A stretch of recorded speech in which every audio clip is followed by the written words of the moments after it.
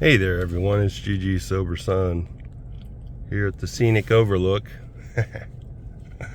I just call it that. It's not necessarily officially a scenic overlook, but this heads down to the beach. I just thought I'd pull in here real quick. January 17th. It doesn't do much good to come to meetings only once in a while and sit around hoping to get something out of the program. That's all right at first, but it won't help us very long. Sooner or later, we have to get into action by coming to meetings regularly, by giving a personal witness of our experience with alcohol, and by trying to help other alcoholics. Building a new life takes all the energy that we used to spend on drinking. Am I spending at least as much time and effort on the new life that I'm trying to build in AA? Yeah, they say if we spend half as much time and effort at staying sober that we did on getting messed up, we'd be all right. Just half as much time. And I know that when I was going to one meeting a week, I had so many resentments. I could hardly sit through a meeting, Oh, so-and-so is going to talk again. Yeah. It was rough, and I didn't like it. I didn't like AA then. And that was only because I was just, I don't know. I've used the analogy before, but it's better when I'm in the middle of the AA life raft. If I'm sort of treading water, basically, is a good metaphor. Swimming around life on my own, I'm going to get tired. And if I'm only touching the side and holding on to the side of the AA life raft once a week, I'm going to resent the people that are in the life raft, seemingly refreshed, and, sitting there enjoying the sunshine or whatever, The dangerous thing about that activity, doing it that way, is that there are sharks of life that will chew you up, right? Are you going to wait until a shark starts circling, or a shark has chewed you up, before you start flailing your way back to the life raft? Being in the middle of the AA life raft, to me, means having a home group that I attend at least 3 days a week. My home group meets 7 days a week. It's at a clubhouse, so it meets 7 days a week.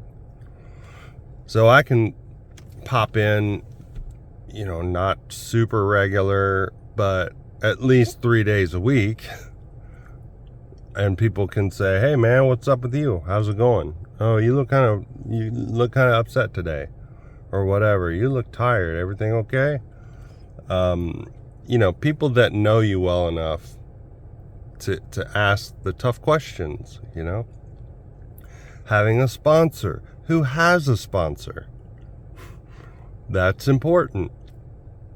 Having a sponsee, being willing to share our experience, strength, and hope with another fellow traveler that isn't as far along as you.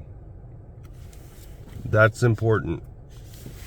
That's being in the middle of the AA life raft. That is giving my recovery as much time and effort as I did with my drinking.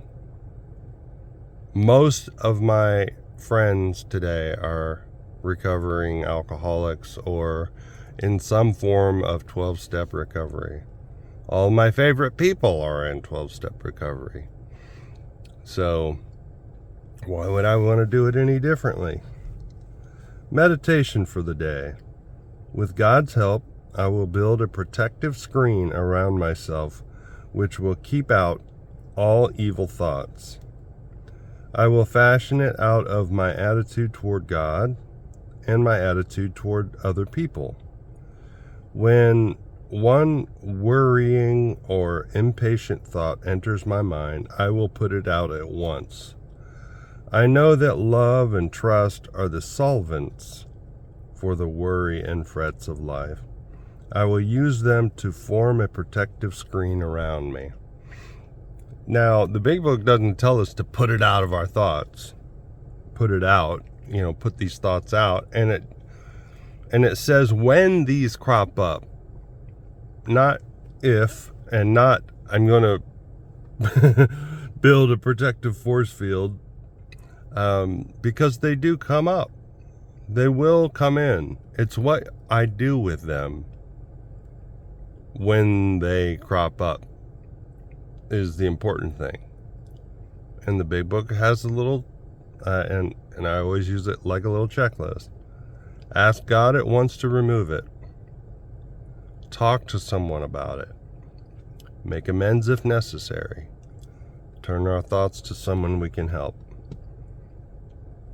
That's the important thing.